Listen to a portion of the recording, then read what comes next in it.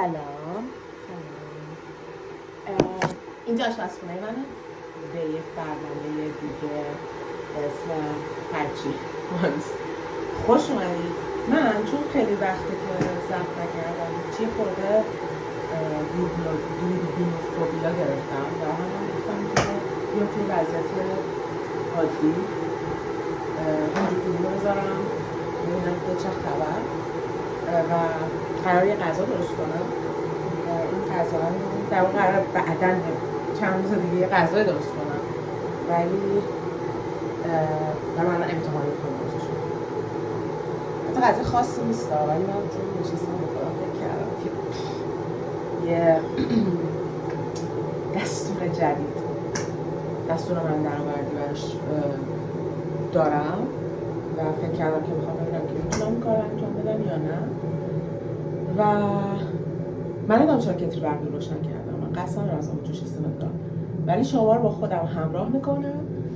یکم حرف بزنیم راجع به اینکه اصلا نمیدونم مهمه که من در 1 سال گذشته 2 سال گذشته کجا بودم، ببخشید و چرا نبودم یا نه، ولی لباسم رو پیشتم جا کنم. من اون روز داشتم فکر می‌کردم که چرا من هر لباسی که صبح پا میشم میپوشم شب کثیف شده و باید باهاش خداحافظی کنم. بعد دیگه رفتیم این پیشبنده رو خریدیم برای خودمون. خب اولین کاری که میخوام بکنم الان اینه که یه سری گوشت تور خریدم که اصلا هیچ ایده‌ای ندارم که این چه گوشتیه و چه شکلیه، درشو باز کنم. چیزی که داشتم میخواستم بگم اینه که اصلا چرا من نبودم نمیدونم چه اهمیت داده. من خیلی حالم خوب نبود. یه مدت خب تمرکزم روی موضوعی گذاشته بودم، بعدشم قضیه انقلاب مهسا پیش اومد، خیلی درگیر به نظر روحی درگیر بودم و بعدشم تغییرات عمده‌ای در زندگیم به وجود اومد که خیلی مورد پسندم نبود و 1 سال گذشته هم حالم خوب نبود. چقدر گوشت چرت و پرت بود. ببخشید بزنم اینجا که گند نخوره بهش. خب چی داشتم گفتم که 1 سال گذشته هم حقیقتش اینه که حالم خوب نبود، از نظر روحی حالم خوب نبود. حالا به هزار دلیل الان بهترم. فکر کنم که مثلا 1 سال دیدی مثلا میگن که چیز کنید، از شبکه‌های اجتماعی دوری کنید و نرید به شبکه‌های اجتماعی که مثلا حالتون خوب بشه. من به صورت کاملا نچرال و طبیعی وقتی وارد شبکه‌های اجتماعی مثلا مخصوصا مثلا اینستاگرام شدم حالم بد میشد، چون که حالم خودش بد بود. بعد و من دیدم زندگی انگار جای دیگه جریان داره و این جریان دیگه زندگی در حالی که من درش نیستم شروع کرده به آزار دادن و خیلی به صورت کاملا طبیعی. نه که مثلا بگم دیدی مثلا میگیم شبکه‌های اجتماعی رو پاک کنیم که مثلا نریم سرزمین، هیچ کدوم اینا اتفاق نیفتاد و منم به هیچ شبکه اجتماعی نرفتم. بجاش مثلا اون ساعتایی که چون آدم‌ها از دور نگاه می‌کنن میگن این دختر همش پای موبایلش، بیشتر شروع کردم یهو به برگشتم مثل دوران مثلا دبیرستان، وقتی که مثلا کوچیک‌تر بودم شروع کردم کتاب خوندن، یعنی مثلا طرز مثلا خلو چلانانه‌ای هی کتاب. البته قبلش هم یهو شروع کرده بودم، یعنی من اول شبکه‌های اجتماعی خوشم کرد، بعد کتاب خوندم، بعد حالم خیلی خیلی بد شد. ولی خب این کتاب خوندن با من موند و باشی دوباره میل به نوشتنم گرفت. مثلا خیلی قدیمی‌تر گفتم که چه فکر خوبی مثلا بنویسم، من چقدر دوست دارم بنویسم. شروع کردم نوشتم، بعد عضو یک کلوپ کتابخوانی شدم. همش اینا نیست، نگم که مثلا اگه شما حالتون بد بود یا مثلا روحی انجام کاری نداشته همه و اینا مثلا خودتون رو با کتاب خواندن مثلا اصلا اینجوری نیست. من اون موقعی که حالم خیلی بد بود تحت درمان بودم و هنوزم درمانم ادامه داره و در واقع آدم‌های خیلی زیادی به من کمک کردن که من الان حالم بهتره. اما یعنی میخوام بگم که فکر نکنید که مثلا آذین قاسمی مثلا یه اتفاق بدی براش افتاد با کتاب خوندن خودشو نجات داد. نه اصلا اینجوری نیست. فقط دارم راجع به اکتیویتی ها میگم. مثلا من ورزش میکردم، قبلش ورزش کردن کلا قطع کردم برای که خیلی استراب زیادی بهم میداد، برخلاف اون چیزی که خب خیلی میگن که ورزش خب خوبه، ولی خب تو اون وضعیتی که من بودم و هستم الان خیلی نمیتونم ورزش کنم. حالا کار جزئیاتش نداریم. موضوع اینه که الان من بهترم و فکر میکنم که آمادگی وارد شدن به شبکه‌های اجتماعی رو دارم و بازم به صورت ناخودآگاه برگشتم به اینستاگرام و من خیلی عجیبه برام وقتی یه نفر مثلا کامنت میذاره تو یوتیوب و برام نوتیفیکیشنش توی ایمیل میاد. من میبینم یکی نوشته که او بقیه دیزاین کافی تا ایموجی شد، اصلا یهو چیز میشم، منقلب میشم، میخوام بیام یارو رو پیدا کنم بغلش کنم. یعنی تک تک کامنت هایی که برام گذاشته میشه که مثلا ای بقیه این ویدیو کو، ای چرا دیگه ادامه نمیدی، قشنگ جوری قلب منو چیز میکنه که واقعا اگه اونجا بودم مثلا شما آدم بودم بغلش کردم مرسی که نگاه میکنی. بخش من کردم مریض احوالم، یعنی مریض بودم تقریبا 2 ماه مریض بودم از این مرضی ها که مثلا هیچ چیت نیست، بعد مثلا پیره مردم مثلا 90 سال سرفه خود اینجوری سرفه میکنی، از اون مدل ها از اون مدل مریضی ها بودم و این با من این مسئله صدا فعلا با من مونده. خودم خوب شدم ولی این یه حالت پیرمردگونه ای رو هنوز دارم. ازم حضورتون که آره وقتی من میبینم مثلا میان یه چیزی رو میذارید توی میگید نه خود رو خاموش کنم متاسفانه که سر صدا نکنم. من میبینم مثلا یکی میگه که آره مثلا چرا ویدیو نمیذاری، اینقدر من مثلا چیز میشم باورت میشه. هم به محسن میگم محسن باورت میشه یه نفر من گفته چرا ویدیو نمیذاری. آره بعد انسان خیلی چیز میشم، خیلی منقلب میشم. خب توی مدتی که من نبودم خیلی از آدم‌هایی که تو حوزه کاری ما مثلا توی دیزاین و اینا کار می‌کردن خیلی کانتنت‌های خفن تولید کردن. خیلی از آدم‌ها اومدن جدید بودن، اومدن کارهای جدید کردن، یه سری اومدن مثلا نمیدونم پروژه‌های جدید باز کردن برای بچه‌ها و کانتنت تولید کردن. من چند روز پیششم شروع کردم سرچ کردم، خواستم ببینم که آیا مثلا این چیزایی که ما قبلا می‌رفتیم انگلیسیشو سرچ می‌کردیم با چه به عنوان یه دانشجو بدبختی بیچارگی نگاه می‌کردیم، آیا الان کانتنت فارسیش وجود داره؟ بعدم تو یوتیوب ها همه چی به بهترین نحو ممکن است. یعنی هر چی بخوای فکر کنم بعد برم زبان مغولی رو هم چک کنم ببینم مثلا زبان مغولی هم هست. یعنی هر چی که فکر می‌کنی واقعا تو یوتیوب هست. یعنی قبلا مثلا اینجوری که خب مثلا با یه چیز خیلی بدی که توی من بود که من خودم ترین کردم در موردش، خودم رو آموزش دادم که این شکلی نباشم، این بود که مثلا فکر می‌کردم که من اگه برم یه کانتنتی رو اول انگلیسیشو سرچ کنم خیلی آدم باسوادتر و فهیمتریم. بعد به خودم گفتم خب یعنی که تو خودت رو به عنوان کسی که داره کانتنت فارسی تولید میکنی میذاری تو دسته چرت و پرت ها. آیا تو داری چرت و پرت تولید میکنی؟ بعد به خودم جواب میگم نه من واقعا چرت و پرت تولید نمیکنم. و آیا همه خارجی ها دارن کانتنت های خوبی تولید؟ نه اینجوری هم نیست که هر کی مثلا تو یوتیوب تو ببینی حالا یه دوربین خوبی داره و داره مثلا با کیفیت حرف میزنه حتما داره حرفای درستی میزنه. بعد به خودم گفتم نه من خودم اگر دارم کانتنت فارسی میسازم باید اگر سرچ میکنم من هم فارسی هم سرچ کنم. نمیگم به یک منبع وابسته بشیم، به خاطر اینکه وقتی داریم راجع به محدودیت زبان فارسی رو میذاریم خب تعداد آدمایی که گزینه‌های پیش رومون کمتره. یعنی من مثلا چون تو فارسی 2 تا گزینه دارم، تو انگلیسی مثلا 100 تا گزینه دارم و این قطعا باعث میشه که شانس پیدا کردن مطلب درستم بره بالاتر. اما اگر یه در واقع کسی داره زبان فارسی خیلی خوب آموزش میده، چرا که نه؟ چرا این محدودیت رو برای خودم قائل بشم، در صورتی که خودم دوست ندارم کسی این کارو بکنه. اصلا چه میدونم دیگه، حالا از این قسمت رو ولش کن، بریم کانتنت انگلیسی ببینیم.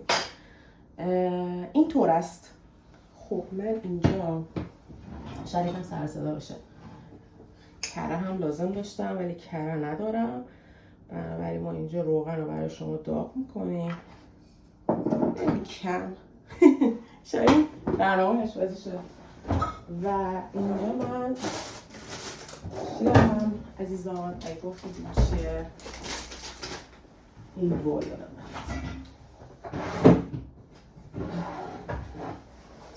من چیز دارم اینجا دوستان آویشن تازه دارم که قصد دارم با گوشتم بندازم و سرخش کنم که حتی برای شما هیچ اهمیتی نداره. اگه نتیجهش با من قشنگ شد حالا بهتون نشون میدم و توضیح چون شما اینجا الان شما توضیحات رو دارید ولی نتیجه چون اسم خاصی احتمالا نداره نتیجه نداره. من دنبال سیر میگردم. حالا اینجا که وایسادم یادم رفته بود سیر بهتره کنم براتون. خب چه شما گفتم آره دیدم که آقا کانتنت فارسی به این خوبی چه خبره، چقدر هم هر روز داره بهتر میشه. یعنی اصلا آدم واقعا از این صبر و حوصله کسایی که مثلا دارن کورس‌های آموزشی مثلا یارو صبر زیاد مثلا داره آموزش ستار میده مثلا 150 قسمت، خیلی صبر میخواد. بعد توی کانتنت مثلا فارسی اینجوری نیست که فکر کنم حالا همچین مثلا آدما درآمدی داشته باشن که مثلا به عنوان شغل ازش بتونن یاد کنن. چرا در واقع نمیدونم چرت و پرت نگم ولی فکر کنم مثلا برای کانال معمولی نباید بیشتر از 400 500 یورو مثلا کسی در بیاره. خوبه ها، نمیگم بعد خوب نیست یا کمه یا چی، دارم میگم مثلا اینقدری که دارن زحمت آویشن تازه است که تولیده شده در واقع این در واقع دیگه عمرشو کرده ولی خشک نیست. مثلا چند عدد آویشن می‌ریزم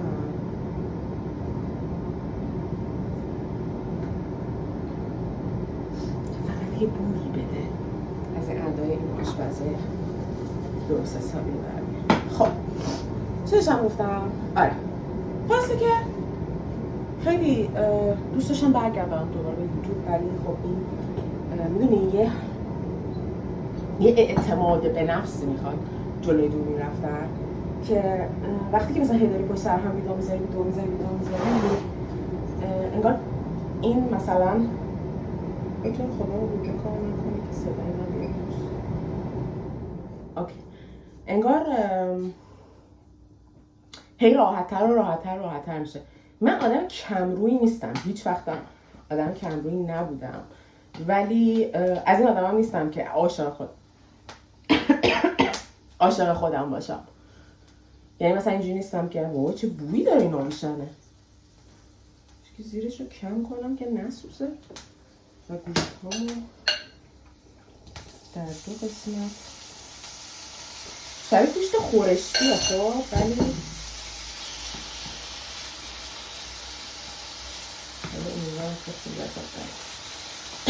میدونی کجای گاوه؟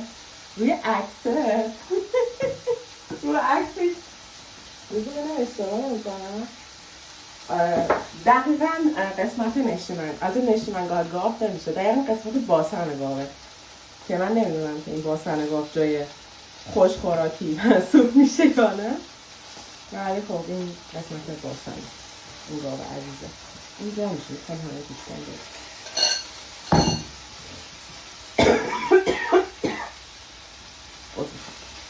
اینجوری آویشنش خیلی بیشتر از اون چیزی بود که من تصور میکردم ولی ای کاش کره داشتم این با کره فکر کنم خیلی جذاب‌تر میشد.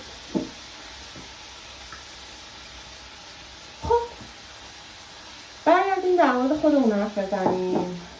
این دلیلی بود که من حالا یه ویدیو متفاوت دارم میذارم اینجا و دارم شما این آشپز کنید. بچه این آشپزخونه خیلی قشنگ شده. این دیواره رو ناکنید.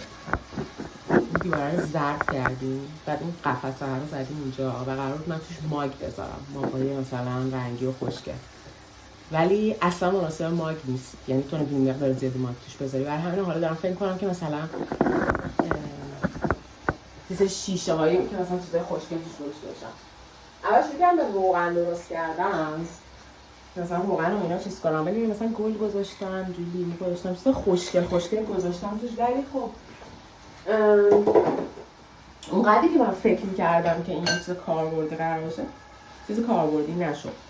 از گازم خیلی دوره و اصلا مناسب چیز نیست، ادویه مثلا اینکه شیشه های ادویه رو بذارم.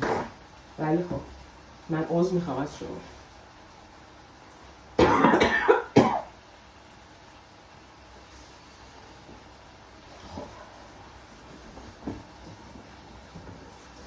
این جای دوربینه خیلی جای خوبیه، هم نور هست، همین که من خودم دستمال خیلی جای خوبیه به خاطر اینکه هم نور هست، هم که همه آشپزخونه خیلی کوچیکه ها، خیلی که نه کوچولوه، جمع و جوره، یعنی ما خوب توش کابینت جا دادیم. و اینکه خب ما وقتی اومدیم تو این خونه جز خونه‌هایی بود که توی آلمان کابینت ندارن و مثلا ما رفتیم که حالا مثلا کابینت مثلا مورد علاقمون رو سفارش بدیم و اینا. و اتفاق یه شوخی هست همیشه آدم میبینه میگن کابینت سازا مثلا چیز ندارن، بدقولن. شاید باورتون نشه که ما 1 سال پیش تقریبا ورود کردیم به این خونه و هنوز یک بخشی از آشپزخونه ما تکمیل نشده و یک کاری باید میکردن که نکردن. یه چیزی رو اشتباه بس کردن و باید بیارن جلو. این با هم دیگه هم چیز نیستن، هم راستا نیستن. و چرا گازم اینجوری میکنه؟ آره خب برگردیم روی مقوله این که من دارم چی کار میکنم و حالا برنامه‌ام برای یوتیوب چیه. من فکر میکنم که خیلی، چون همونجوری که گفتم خیلی از مطالب اومدن رفتن، از وقت من قبلا هم این احساس میکردم مثلا یه چیزی دارم میگم، بعد این احساس بهم دست میداد بابا من که خیلی مثلا یه همه گفتن دیگه، چیه هی تکراری. مثلا من داشتم ویدیوی 2 سال پیش داشتم ویدیوی درست کردن پورتفولیو و اینا رو چیز میکردم. من یه کورسی بود که توی IDF گذرونده بودم. بعد دیدم که آقا مثلا همه دارن همین کارو میکنن و خوبم دارن میکنن، من مثلا خیلی چیز نیستم، بچه مثلا دقیقی نیستم و احتمالاً مثلا بقیه بهتر دارن انجامش میدن و ولش کردم حقیقتش. این خیلی مثلا چیز بدیه، به خاطر اینکه خود من شخصا معتقد بودم که آقا مثلا هر کانتنت کریئتوری باید باشه، به خاطر اینکه آدم‌های مختلف سلایق مختلفی دارن و دیدی یه معلمی حرفش به دلت میچسبه، اون شکلی به نظر میومد که مثلا هر کسی یه جوریه و شاید یکی اصلا با مثلا صدایی که حال میکنه. و اینکه اگه بخوام بشینم تمام زندگی به این بپردازم که آیا کانتنت من برای مثلا مردم تکراری هست یا نیست، واقعا هیچ کانتنتی نیست که من بخوام بسازم، از بس که همه کانتنت ها وجود داره. اصلا که بگم مثلا پس ای وای مثلا فلانی هم که اینو ساخته ما حتی باید یونیک مثلا خلق کنم، خب هم چیزی وجود نداره. چطور ممکنه؟ تو خودت رفتی از یه جای اینو یاد گرفتی دیگه. این چیزی که داری میگی رو که مقاله علمی در دانشگاه، این به خاطر اینه که هودو روشن نکردم، پنجره که اینجاست داره میره سمت پنجره همینجوری شده. نگران نباشید، در حال آتیش گرفتن نیستیم، همه چی امن و امانه. آره بعد دیدم آقا اصلا اینجوری امکان نداره، تو که نمیتونی یه چیز خلاق و خفن و همیشه این حالت رو دارم که دارم یه کاری انجام میدم، مثلا قراره املت درست کنی، بعد من یهو پروژه املت رو تبدیل میکنم به یک مهمونی که 1500 تا تخم مرغ توش داره مثلا چیز میشه سرو میشه. بعد املت درست کنیم، صبح پا شدیم میخوایم املت درست کنیم، نه حالا ببینیم خودمون درست کنیم. یعنی این یه چیزی که باید مدیریتش کنم در خودم و جلوشو بخشی من خیلی خلوت شدم تو این چیزا، ولی این کار خوشم نمید. خب آره برای همینم زیادم نمیخوام طولانیش کنم، همین حرارتی داریم 20 دقیقه حتی داریم برمیگردم. آقا اگه دوست داریدم که بشین که آشپزی کردم، من فکر کردم که یه خورده حرف میزنم که 20 دقیقه غذا پخته میشه، من فقط گوشتم و هنوز نپخته تازه چیز کردم. 20 دقیقه گذشت و وقت برنامه ما تموم شده و دوباره که برنامه بعد میبینم.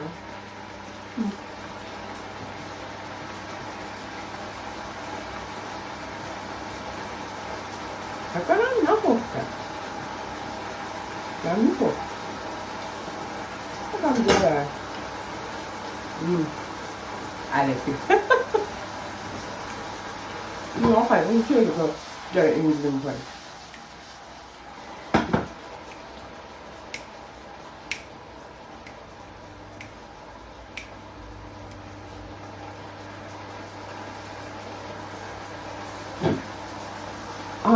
چیز دیگه هم که میخوام اضافه کنم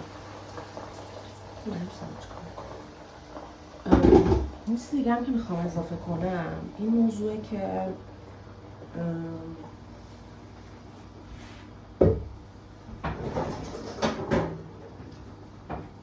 خب این وقتش بپزه تا من ببینم میخوام چیکار کنم مثلا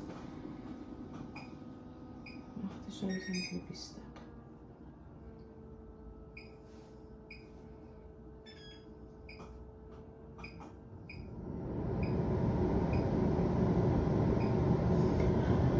بیاید شما رو بزنم یه جای دیگه. کاش که چیزی مثلا قهوه توی چیزی داشتم میخوردم، دیزاین کافی تایم میشد. نظرتونه؟ مثلا قهوه خوردم با ما باشید، من مثلا احتمالا قهوه نخوردم. یکی از باگ های همه خونه ها اینه که بندرخت رو، یعنی اون بینگول آره نخوردم، میتونم همش آب جوش بریزم خدا گرم شه. این چیه جارختی رو کجا بذاریم که نه اصلا خودمون رو خورد کنه، نه مثلا وسط خونه باشه. این یه پروژه‌ایه که من واقعا در موردش موندم و چند وقت پیش یه چیزی دیدم که یکی میخواست چیز کنه با یه قرقره، این مثلا از این جارختی های بدون پایه بود، با یه دونه قرقره اینو میخواست بکشه مثلا ببره بالا که تو دست و خانه باشه. مرد و از کارهایی میکنن. حالا نمونه های مثلا پینترستیش و ایناش خوب بود، بامزه بود، ولی نه خیلی کاری کثیف میشد. بعد تو فکر کن سرتو بیایی بالا تنبونا تا ویزونن. بریم دیگه، بریم که منم به کار و زندگیم برسم. توی ویدیو بعدی میبینمتون. خدافظ.